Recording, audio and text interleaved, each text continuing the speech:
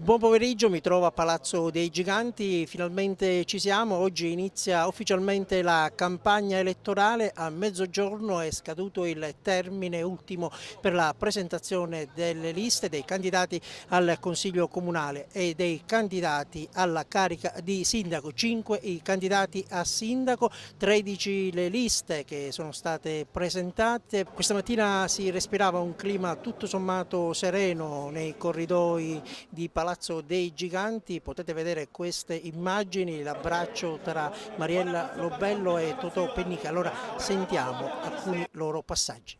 Fair play come è giusto che sia, poi è un avversario di tutto il rispetto che ama confrontarsi, che si sa parlare del lavoro e io sono felice di potermi confrontare. Peccato che il voto è uno, se no lei lo avrebbe dato a me, io lo avrei dato a lei. Non è semplicemente una sfida, intanto lo invito Totò al mio comitato elettorale, faremo immediatamente una sfida subito, che ne dici, domani pomeriggio, dopodomani?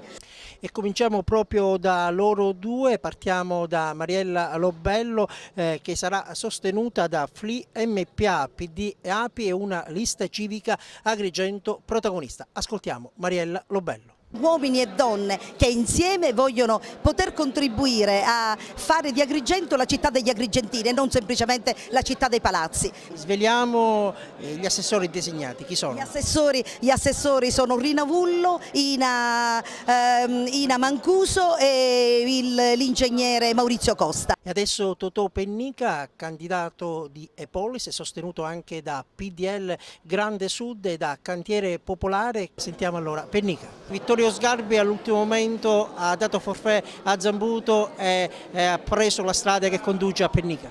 Vittorio Sgarbi sarà il propagandatore della città di Agrigento per l'Italia e per il mondo. Chi sono gli assessori designati? Sono il professore Carmelo Terrasi, Paolo Minacori e Daniela Catalano. E tra i corridoi non c'è il sindaco di Agrigento che è chiuso nella sua stanza. Allora vediamo come si sta muovendo il sindaco, due liste civiche, UDC e Patto per il Territorio. Marco Zambuto. Ma sono due liste molto forti, sono la lista dell'UDC e del Patto per il Territorio, liste che hanno una forte presenza ai candidati nel territorio, consiglieri comunali, assessori, gente impegnata.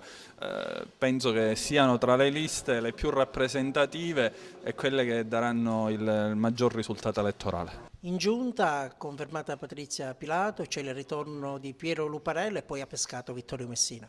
Ma penso che sia una bella squadra per continuare questo lavoro svolto in questi anni, soprattutto una squadra rappresentativa anche di qualità, espressione, diciamo, gli assessori di mondi diversi ma estremamente significativi. L'unico assente stamattina il candidato sindaco della sinistra agrigentina Giampiero Carta, che avrà alle sue spalle una lista civica Agrigento Bene Comune. E gli assessori di Giampiero Carta sono Nello Amel, Lillo Miccichè, Simona Carisi e Nestore Ulisse Saieva.